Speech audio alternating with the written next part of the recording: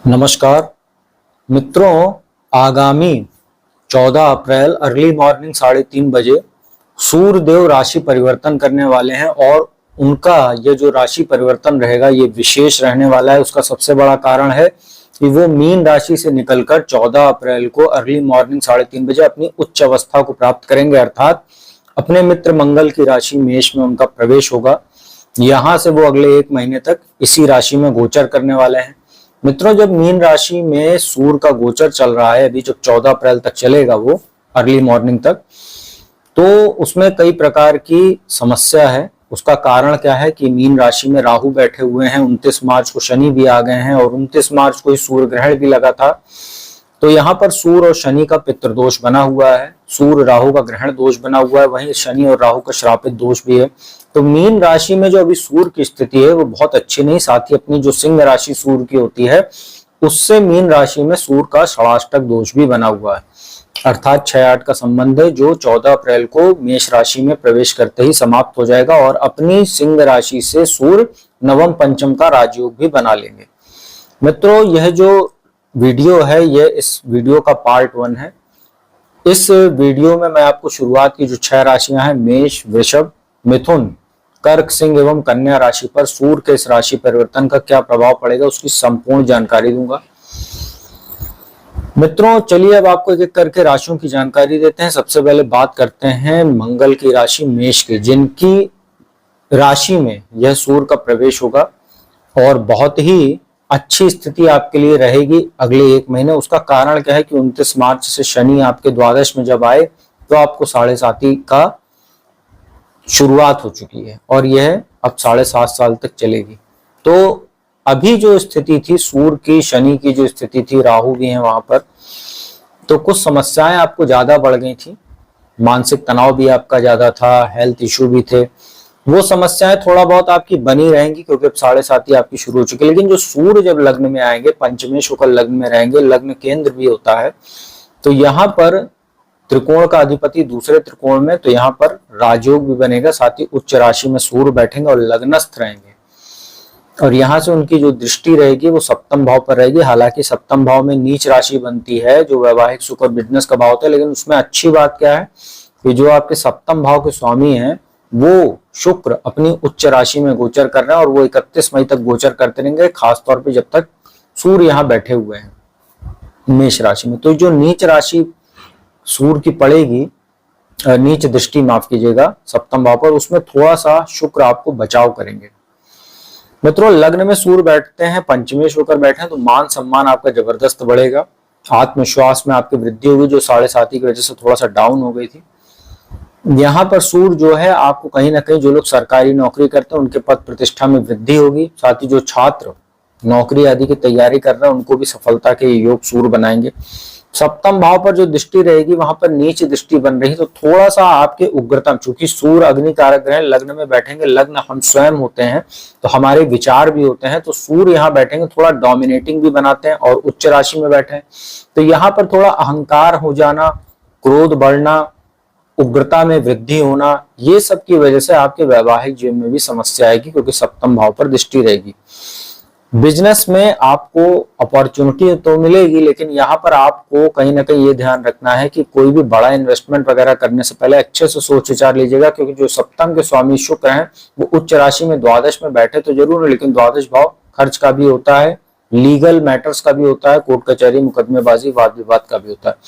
तो यहाँ पर जो सूर्य की दृष्टि पड़ेगी, अपॉर्चुनिटी को आपको बहुत अच्छे से कैश कराना है, सोच समझकर, विचार करके, और कोई भी इन्वेस्टमेंट कीजिएगा बहुत सतर्क होकर कीजिएगा। अपने लाइफ पार्टनर के साथ संबंधों को जितना बेहतर करके चलेंगे उतना आपके लिए फायदेमंद होगा। हालांकि मैं फिर बता दे रहा हूँ, गुस्से में, क्रोध पर आपको काबू करके चलना है, नहीं तो ये आपके लिए कुछ समस्या भी बढ़ा सकता है, फैमिली मैटर में डिस्टर्ब पैदा करेगा, पारिवारिक माहौल को भी खराब करेगा और वैवाहिक जीवन को भी खराब कर सकता है। और बुद्धि आपकी काफी शार्प रहेगी क्योंकि पंचमेश होकर यहाँ पर है, तो अच्छी चीज है आपके लिए। धन लाभ के भी अवसर इस सूर्य यहाँ पर बनाएंगे, बुद्धि के माध्यम से आप धन कमाएंगे और कुछ अच्छी स्थितियां आपके लिए सूर्य जरूर बनाएंगे। अगला 1 महीना आपके लिए काफी फायदेमंद रह सकता है, बस जो सावधानी बताइए उसका आप ध्यान रखिएगा।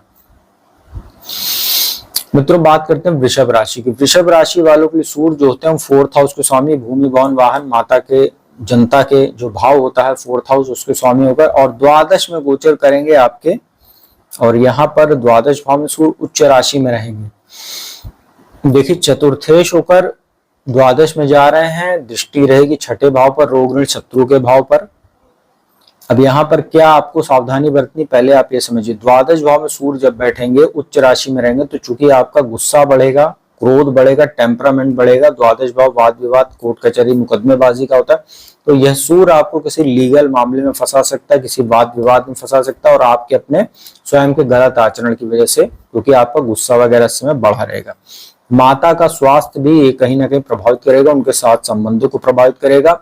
अननेसेसरी प्रॉपर्टी आदि में निवेश के लिए अगला 1 महीना बहुत अच्छा नहीं कह सकते हैं, इसका आप ध्यान रखिएगा। हो सके तो टाल दीजिए, अगर किसी प्रकार की डील वगैरह कर रहे हैं तो बेटर रहेगा।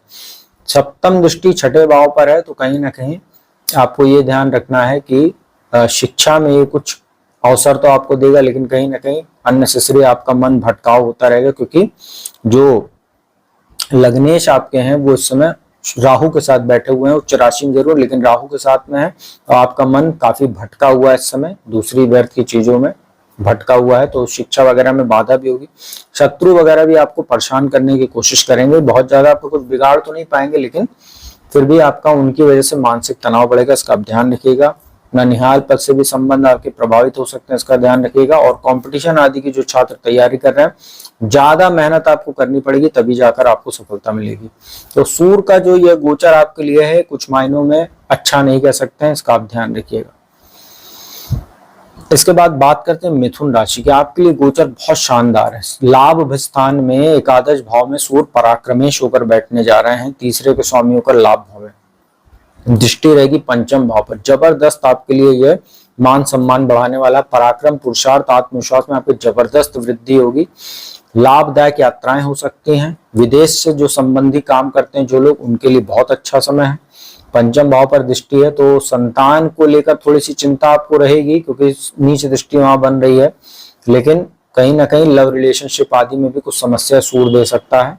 और जिनका संतान उत्पत्ति का समय चल रहा, थोड़ा सा ध्यान रखिए, क्योंकि सूर्य की नीच दृष्टि वहां बन रही है, तो इसका आप ध्यान रखिएगा।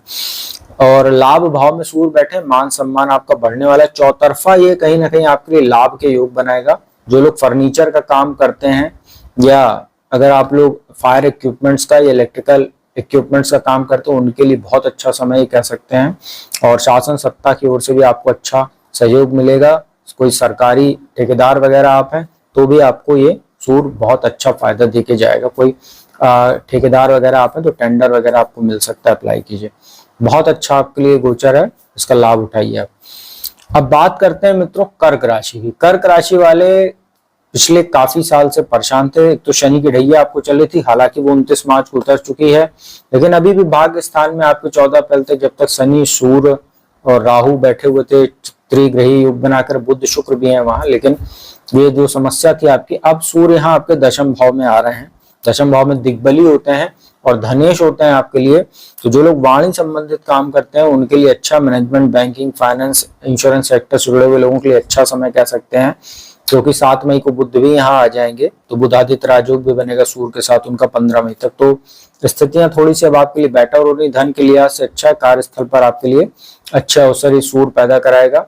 और 4th हाउस पर जो दृष्टि, वो नीच दृष्टि बन रही है, तो इसका आप ध्यान रखिएगा कि प्रॉपर्टी आदि के लेन देन में थोड़ी सावधानी बरतिएगा। माता के स्वास्थ्य का थोड़ा सा ध्यान रखिएगा, उनके साथ संबंधों का ध्यान रखिएगा। अगर आप लोग सामाजिक कार्यकर्ता हैं या किसी सोशल एक्टिविस्ट टाइप के आप हैं, या आप पॉलिटिक्स में हैं, तो आप अपने छवि का बहुत ध्यान रखिएगा, कोई आपके खिलाफ षड्यंत्र वगैरह भी कर सकता है।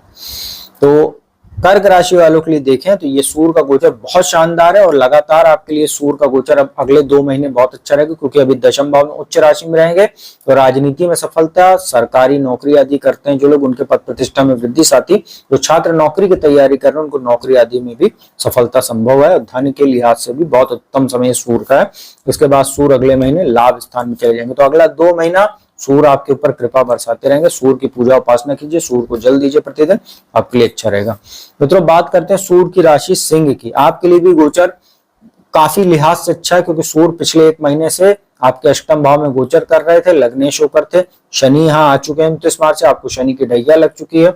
ऐसे में सूर्य अब यहाँ से निकलेंगे 14 अप्रैल को और आपके भाग्य स्थान में उच्च राशि में बैठेंगे। तो ढैया की वजह से जो काम अटक गए थे अभी पिछले दिनों, अब यहाँ आपके लिए सूर्य लगातार 3 महीने फायदेमंद रहेंगे। अभी यहाँ पर उच्च राशि में भाग्य स्थान में लग्नेश होकर, फिर लग्नेश होकर दशम भाव में जाएंगे, फिर लाभ स्थान में जाएंगे।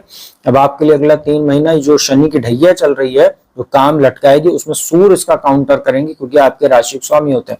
तो भाग्य में वृद्धि होगी, जो अटका हुआ काम था शनि की वजह से उसमें तेजी आएगी, पराक्रम, पुरुषार्थ, आत्मविश्वास में आपको वृद्धि रहेगी। लेकिन आपको अभी भी ये ध्यान रखना है कि शनि का जो दृष्टि पड़ रही है दशम भाव पर, ये आपके कार्य में अवरोध भी पैदा करता रहेगा। तो यहाँ पर थोड़ा सा आपको सूर्य को जागृत करने की भी आवश्यकता रहेगी। सूर्य को डेली आप जल दिया कीजिए और शनिवार को पीपल के वृक्ष के नीचे जाकर संध्या काल में सरसों के तेल का दीपक भी जलाया कीजिए, लगातार 3 जून 2027 तक, जब तक ढैया चल रही। तो सूर्य आपके लिए अच्छे हैं, लग्नेश होकर भाग्य स्थान में आ रहे हैं, तो भाग्य का अच्छा सहयोग मिलेगा। पिता की ओर से भी आपको अच्छा सहयोग मिलेगा, उनके साथ अच्छे जितने संबंध आप बेहतर करके चलेंगे, जितना उनका सम्मान करेंगे, उतना आपके लिए अच्छा रहेगा। विदेश जाकर पढ़ने के लिए, उच्च शिक्षा के लिए बहुत अच्छा समय है। धार्मिक यात्राओं को करने के लिए बहुत अच्छा समय है, और ये सब स्थितियां जो आपके लिए काफी बेटर रहेगी। ढैया की वजह से मानसिक तनाव जो बढ़ रहा था, उसमें सूर्य आपको काफी लाभान्वित करने का काम करेंगे, और इसका आप लाभ उठाइए। और लगातार अब 3 महीने आपके लिए सूर्य बहुत अच्छी स्थिति में रहेंगे। मित्रों, इस वीडियो की अंतिम राशि कन्या की बात करते हैं। आपके लिए सूर्य का गोचर समस्या लेकर आ रहा है। विपरीत राजयोग तो बनेगा, द्वादश के स्वामी आपके होते हैं और अष्टम भाव में उच्च राशि में बैठ जाएंगे। अब देखिए, यहाँ पर जो लोग सूर्य से संबंधित काम करते हैं, उनके लिए कुछ फायदा हो सकता है, अचानक धन लाभ वगैरह हो सकता है।